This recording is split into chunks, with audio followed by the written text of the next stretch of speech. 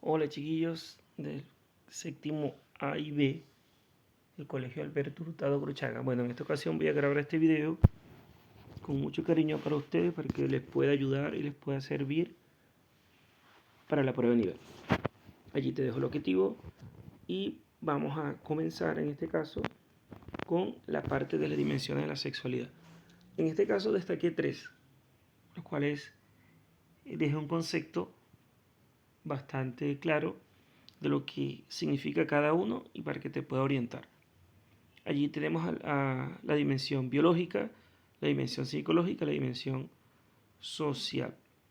Recordar que la dimensión biológica se refiere a las características anatómicas, es decir, físicas, que diferencian a un hombre de una mujer. A eso está referido la dimensión biológica. Por ejemplo, en el caso del hombre, el aumento de la masa muscular, el desarrollo de la musculatura durante la aparición de los músculos, durante la adolescencia, en el caso de la mujer, ensanchamiento de las caderas, aparición de los senos. Es una diferencia clara en cuanto a la dimensión biológica. La dimensión social está asociada más al rol, al papel que ejercen los amigos, la familia, la educación recibida en el colegio, la religión, por ejemplo. Y la dimensión psicológica está recibida como nosotros percibimos lo que es la belleza, nuestras ideas, nuestro, lo que son nuestras ideas sobre lo que está bien, lo que está mal, por ejemplo, en cuanto a lo que es la parte de sexualidad, nuestra personalidad, nuestras convicciones o temperamento. Eso está referido a lo que es la dimensión psicológica. Y te dejo las tres para que tú puedas ir comparando y destacando cada una de ellas para que las puedas identificar. Ahora vamos a la parte de lo que tiene que ver con las infecciones de transmisión sexual. Y algo que es muy importante conocer, que de hecho me preguntan mucho en clase, ¿qué diferencia había entre VIH y SIDA? Bueno, lo primero que tenemos que conocer que el VIH se produce por una infección viral, es decir, por un virus, es una infección. El VIH significa virus de inmunodeficiencia humana causante del SIDA y el SIDA significa síndrome de inmunodeficiencia adquirida. ¿Tienen sus diferencias? Sí, aquí lo destaqué. Por ejemplo, vivir con VIH significa que el virus vive en tu cuerpo, el virus está allí, pero SIDA es cuando ya el virus ha atacado tus defensas, destruye tu sistema inmune, nuestro sistema inmune, no tenemos defensa y quedemos expuestos a todo tipo de infección, un resfriado, una gripe y obviamente lo que a futuro causa la muerte de las personas. Entonces, ¿son diferentes? Sí. Destacar que se produce por una infección viral y que no es lo mismo. Ahí claramente aparece que VIH, lo que es VIH y lo que es SIDA. Aquí te dejo un gráfico para que también puedas ir ordenándote. Esto te va a servir mucho, bien sea para matemáticas, estadística y distintos elementos que sean necesarios para recopilar datos. Hay un gráfico de casos confirmados de VIH en mayores, a 13 años. Fue una tasa que se aplicó aquí en Chile entre el año 2010 y 2015.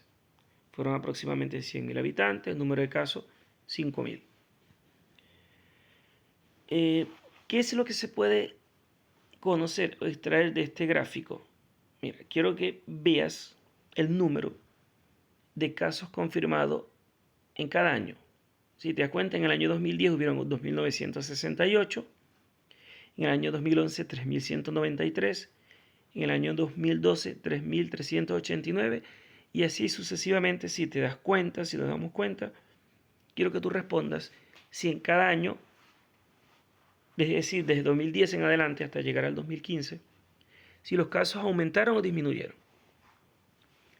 Si tu respuesta es que los casos aumentaron, estás en lo correcto y es cierto. Entonces fíjate que los casos aumentaron en cada año. De estar en 2.900 en el año 2010 pasó a 4.200, casi que se duplicó el número de casos. Y así tú puedes extraer datos, decir en cuál año fue donde hubo más casos confirmados, en qué año donde hubo menos casos confirmados, si hubo un aumento, si hubo una disminución, y eso te puede servir para matemáticas, estadísticas, extraer datos e interpretar gráficos, que son sumamente importantes. Entonces, estos fueron casos confirmados de VIH en mayores de 13 años entre el año 2010 y 2015. Que esto también pueden aparecer preguntas relacionadas a estos gráficos, sí, por eso te lo dejo como dato. También es conocer qué son los métodos anticonceptivos, porque son tan importantes, cuáles son. Bueno, primero, los métodos anticonceptivos hay variados, hay muchos. Ya te digo cómo los podemos clasificar. Allí tenemos el condón masculino, el condón femenino, sí. De hecho, en clase me preguntaban que cómo era. Aquí te lo vuelvo a explicar, ahí está. Están las píldoras anticonceptivas, el anillo hormonal, inyecciones, cirugía esterilizadora, implante, el calendario de días fértiles, parche y el DIU, que es dispositivo intrauterino, que se coloca en el útero de la mujer. Lo que quiero que te quede bastante claro y quiero que anotes es que los métodos de barrera impiden que el espermatozoide entre en el útero de una mujer. ¿Qué son los métodos de barrera? Bueno, los condones femeninos y masculinos exclusivamente son los únicos que se les conoce como método de barrera. ¿Por qué se llaman así método de barrera? Bueno, porque el condón es una barrera que impide que el espermatozoide ingrese al útero de una mujer. Los demás métodos, como por ejemplo los métodos hormonales, que son pastillas anticonceptivas, anillo hormonal o inyección. ¿Por qué se llaman métodos hormonales? Bueno, están constituidos principalmente de hormonas. Ellos no van a proteger del VIH-Sida, por ejemplo, como en el caso de los condones sí, que más de un 90% te puede proteger. Pero no evita que el espermatozoide ingrese, tampoco la cirugía, ni el implante, ni los calendarios fértiles, que son métodos naturales, ni en este caso los métodos quirúrgicos como son la cirugía esterilizadora. El único método que impide que el espermatozoide entre en el útero de una mujer son los métodos de barrera. Único. El resto no. Ahora, siguiendo con el tema de los métodos anticonceptivos, quiero destacar que los anticonceptivos en adolescentes constituyen uno de los pilares, es decir, uno de los elementos fundamentales para prevenir las consecuencias de la actividad sexual sin protección. Es decir, que haya un embarazo no deseado, que haya una infección de transmisión sexual, también que se pueda contraer VIH o distintas infecciones, sífilis, gonorrea, VPH, que están en alza muchísimo. Entonces, por ello es la importancia de estar educado en cuanto al tema sexual, que conozcamos que cada vez nuestra sociedad, nuestra juventud se culturice más de este tema. Y algo fundamental es que todo tiene su tiempo, ¿no? Yo creo que las cosas, todo a su tiempo y de forma responsable. También pasamos a la parte ya de lo que es los aparatos reproductores del hombre, aparatos reproductores de la mujer, que vamos viendo. Quiero aclarar algo. El aparato reproductor del hombre y el aparato reproductor de la mujer son estructuras anatómicas, como por ejemplo, ¿de qué está constituido el aparato reproductor del hombre? Allí te dejo cada una de las estructuras, destacar por ejemplo testículos, pene, uretra, conducto de frente, glándula prostática, vejiga, recto, ganglio linfático y uréter, que forma el uréter, forma también parte del sistema excretor o urinario. Pero la célula reproductora masculina es el espermatozoide. Entonces en eso quiero que haya bastante claridad. El aparato reproductor femenino está constituido principalmente, como vemos allí, las trompas de falopio, ovario, útero, vagina, entre otros, que al igual que la célula reproductora masculina hay una célula reproductora femenina que es el óvulo, ¿sí? Pero estos son los aparatos, que son estructuras, ¿no? Para que te quede bastante claro que no es lo mismo hablar de célula que aparato, ¿no? Entonces, aquí lo voy a destacar también. También se le conoce a la célula como el gameto. Gameto femenino es óvulo y el gameto masculino es espermatozoide, que son células reproductoras. Que cuando estas células se unen, se da paso a un proceso que se llama fecundación. Allí abajo está que la fecundación es el proceso mediante el cual dos gametos sexuales uno masculino, que es el espermatozoide, y otro femenino, como es el óvulo, se unen, posibilitando la creación de una nueva vida. Es decir, nosotros somos el resultado de que un solo espermatozoide logró fecundar el óvulo, como aparece allí. Fíjate que allí hay 5 espermatozoides, pero de esos 5, solo uno es el que está ingresando, ya va a ingresar al óvulo y va a dar paso al cigoto, lo que se llamamos cigoto o nuevo ser. Entonces, para que quede bastante claro que la fecundación es el proceso en el cual se unen dos gametos sexuales y que los gametos sexuales son distintos. Gameto sexual femenino es el óvulo y gameto sexual masculino es el espermatozoide. Ahora entramos a la parte de desarrollo embrionario y allí te dejé lo que ocurre en el primer trimestre del embarazo. Y te lo voy a explicar lo que ocurre en el mes 1, mes 2 y mes 3. Por ejemplo, en el primer mes, esto te sirve para que puedas anotar datos, se forma la cabeza, la columna vertebral, el sistema nervioso, los ojos, el corazón comienza a latir. En el segundo mes surgen los vasos sanguíneos, se inicia la formación del cerebro y de los órganos internos. En el tercer mes, el organismo posee todos sus órganos y se distinguen sus genitales. De ese momento se comienza a llamar feto, ya no es embrión, ya es feto, desde el mes 3. En el cuarto mes, que pertenece al segundo trimestre, comienza a funcionar el sistema digestivo y se empieza a desarrollar las articulaciones.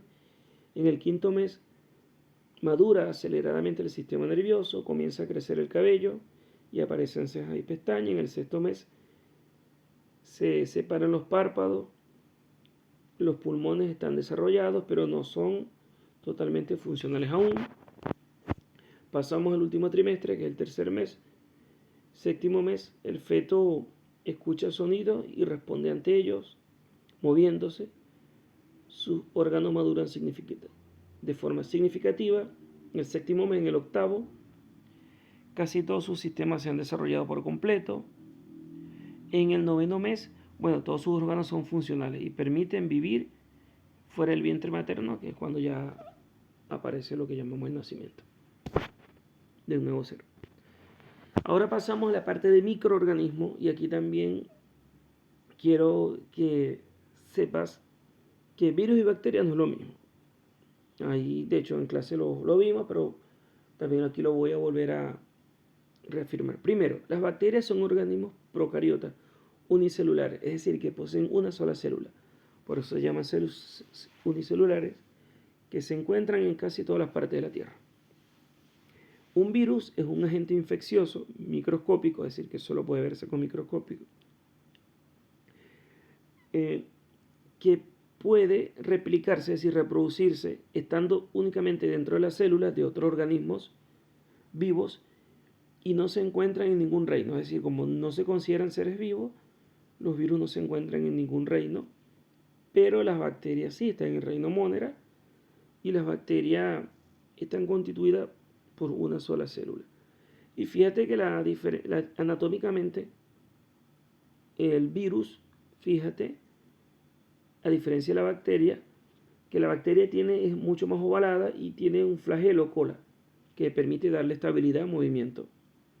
Mientras que, en este caso la bacteria, mientras que el virus es más esférico, tiene una serie de coronas, como coronas, espinas, que son receptores que permiten adherirse a la célula. En cuanto a la organización de los seres vivos, para que quede un poquito más clara la parte de unicelular, pluricelular, bueno, los seres unicelulares, como los nombres lo indican, tienen una sola célula, son independientes y entre ellos están varios microorganismos o bacterias. Los seres multicelular o pluricelular, como el nombre lo dice, multitud, poseen muchas células, se organizan y coordinan entre sí, en este caso animales, plantas, hongos y algunas algas. Y abajo está una definición que habla de que los seres vivos pluricelulares están formados por un número muy alto de células. Por eso se usa la palabra pluricelular o multicelular, generalmente en millones o trillones de células, y los seres vivos unicelulares están formados por una sola célula, como el nombre lo indique, una. Aquí hay imagen de organismos o seres pluricelulares. Aquí te dejo ejemplos de organismos unicelulares que poseen una sola célula, en este caso bacterias, algunos tipos de algas, los protozoos y algunos tipos de hongos. Y hay un ejercicio para ti, para que tú veas allí los 3 organismos, identifiques si esos organismos son unicelulares o pluricelulares. Entonces, hasta aquí el video, espero que te sepa de mucha ayuda, que puedes estudiar, puedes tomar apuntes, extraer datos, que puedas aprender, que es lo más importante, y que te vaya bien. Así que un fuerte abrazo, chiquillos, que les vayan bien, cuídense y sigan viendo.